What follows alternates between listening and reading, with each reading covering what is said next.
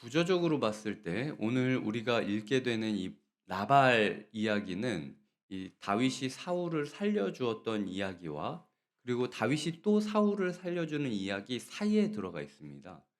그러니까 구조적으로 하나님께서 이 나발 이야기를 왜 넣으셨느냐?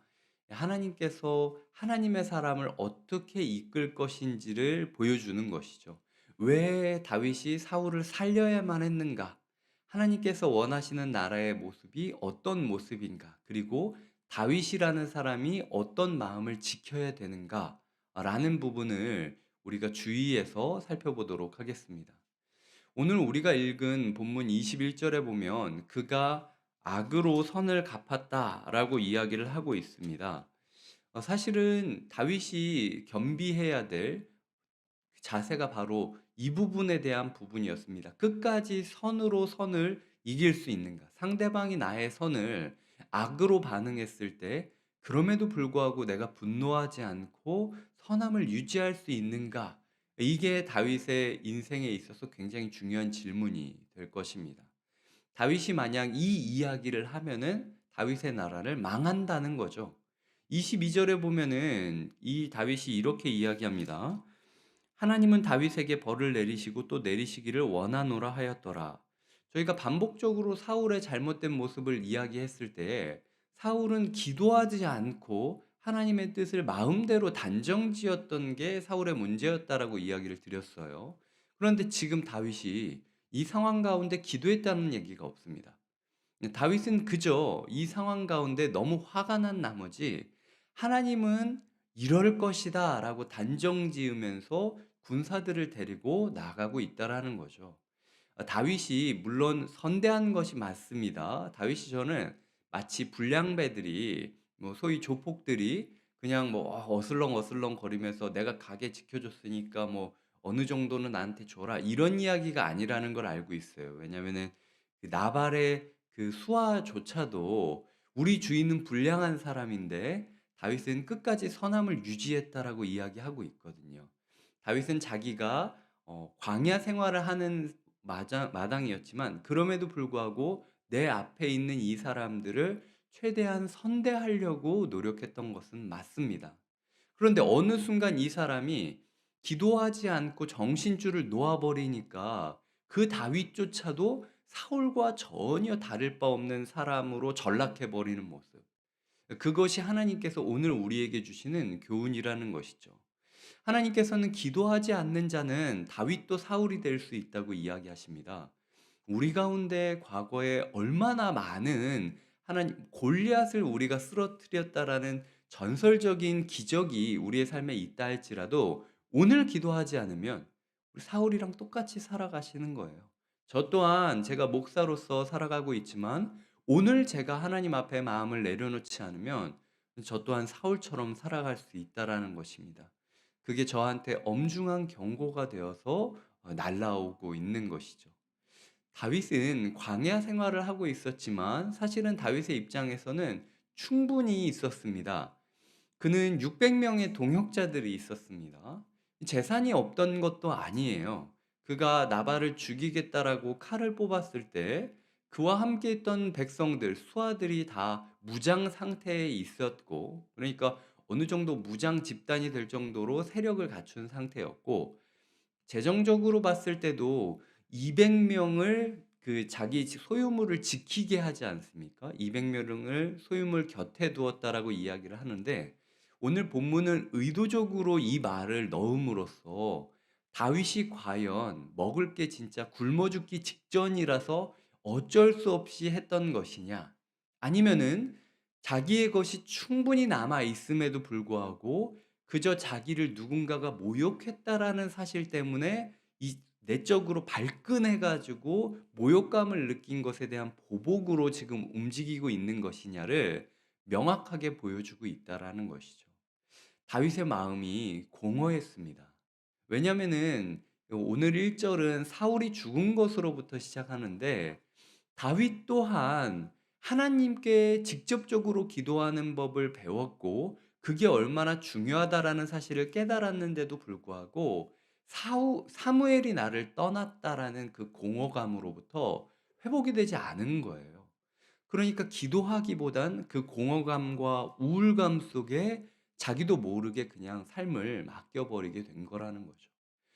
자기 밑에 있는 사람들은 아무도 느끼지 않습니다. 오히려 좋아하겠죠. '아 우리 다윗이 드디어 정신 차렸구나. 속 시원하다. 힘이 있으면 써야지.'라고 생각을 했을 거예요. 근데 그게 사울의 통치 방식이랑 전혀 차이가 없었다라는 것.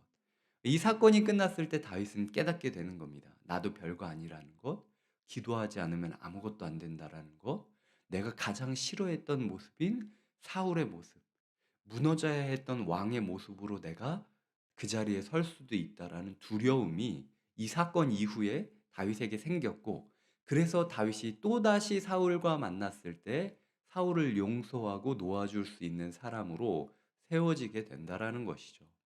주님께서 오늘 우리에게 아무리 네가 다윗이라 할지라도 사무엘을 의지하고 살아가고 있지는 않았는지, 내가 사랑했던 순장님, 내가 좋아했던 목사님, 그리고 내가 기뻐했었던 누군가를 향하여 내 마음을 기대고 있는 나머지 그 사람과의 관계에 있어서는 굉장히 끈끈함을 유지하려고 노력하지만 정작 하나님과는 멀어지고 있는 건 아닌가라는 부분을 하나님께서 알려주고 있다라는 것입니다.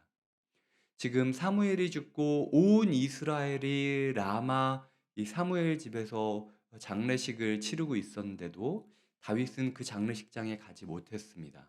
그리고 정말로 비밀이라도 가고 싶었는데 공개적으로 그 이스라엘 모든 사람이 생각했을 때 사무엘과 가장 가깝다라고 생각했던 그 다윗이 사무엘 주변에서 가장 크게 울어주지 못하고 그저 주위를 어슬렁어슬렁 거리려고 노력을 하다가 자기를 이렇게 주목하고 있는 사울의 첩보원들의 시선을 피해서 유다 영토 남쪽인 이 바란 광야로 내려가는 그 쓸쓸한 모습.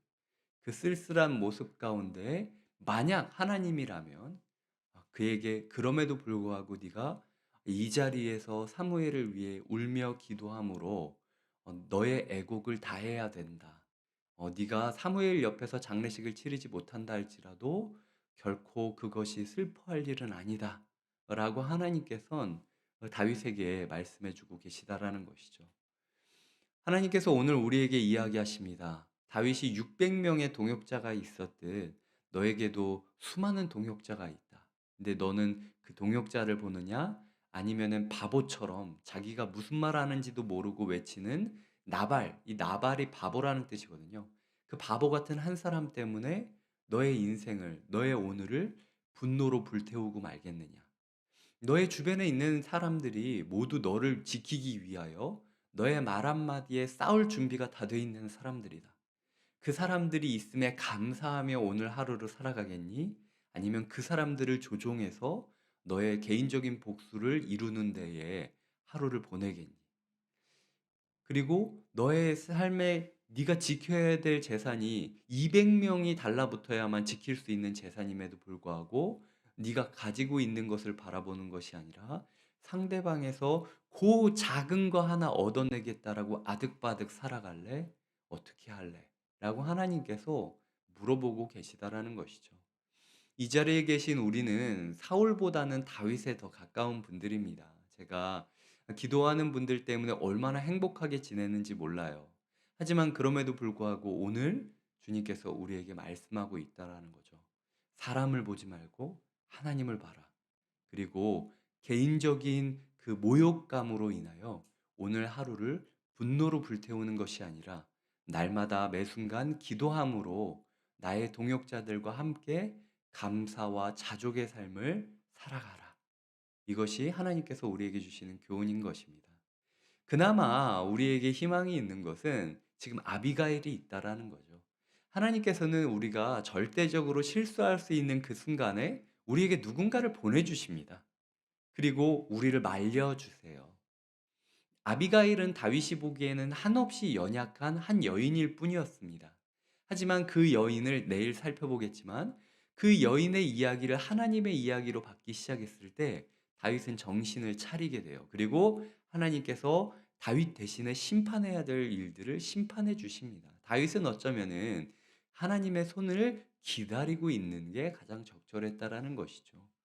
하나님께서 오늘 우리에게 정말로 연약한 아비가일 같은 사람을 우리에게 보내주셔서 네가 지금 잘못 가고 있다라고 이야기하실 거예요. 어쩌면은 제가 하는 오늘 이 새벽의 설교가 새벽이라 피곤하고 몽롱하고 그냥 무슨 얘기 하는지도 모르는 정도의 흘려 지나가는 작은 이야기라고 할지라도 만약 성도님들께서 이 아비가일의 음성을 기대하시고 귀 기울이신다면 전혀 다른 하나님 나라의 왕의 삶이 시작될 것입니다. 그 열리게 될 새로운 나라를 꿈꾸며 오늘 하루 감사와 자족과 그리고 행복한 마음으로 하루를 살아가시기를 축복드립니다.